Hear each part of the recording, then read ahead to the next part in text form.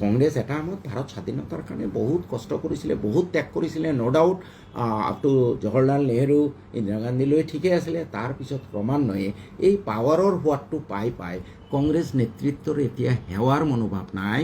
বিশেষকৈ আমাৰ অসমত কংগ্ৰেছ নেতৃত্বৰ মনোভাৱ হ'ল কেনেকৈ গাদী দখল কৰা।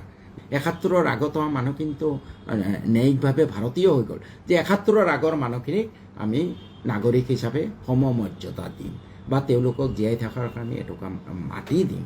এইটো ক'ত কি আপত্তি আছে? তেওঁলোকৰ সেই গাৰ্ডছটো কিয় নাই বা হোৱা নাই? এইকাৰণেই ৰকিবুলৰ সৈতে আবোল তাবোল বকাই আছে যে তেওঁলোকে এই কামখিনি নকৰে। কংগ্ৰেছ এটা সময়ত ভাৰত স্বাধীনতাৰ কাৰণে বহুত কষ্ট কৰিছিলে, বহুত ত্যাগ কৰিছিলে, no' doubt up to Jawaharlal Nehru, Indira গান্ধীলৈ ঠিকেই আছিলে। তাৰপিছত ক্ৰমান্বয়ে এই পাৱাৰৰ সোৱাদটো পাই কংগ্ৰেছ নেতৃত্বৰ এতিয়া সেৱাৰ মনোভাৱ নাই। বিশেষকৈ আমাৰ অসমত কংগ্ৰেছ নেতৃত্বৰ মনোভাৱ হ'ল কেনেকৈ গাদী দখল কৰা।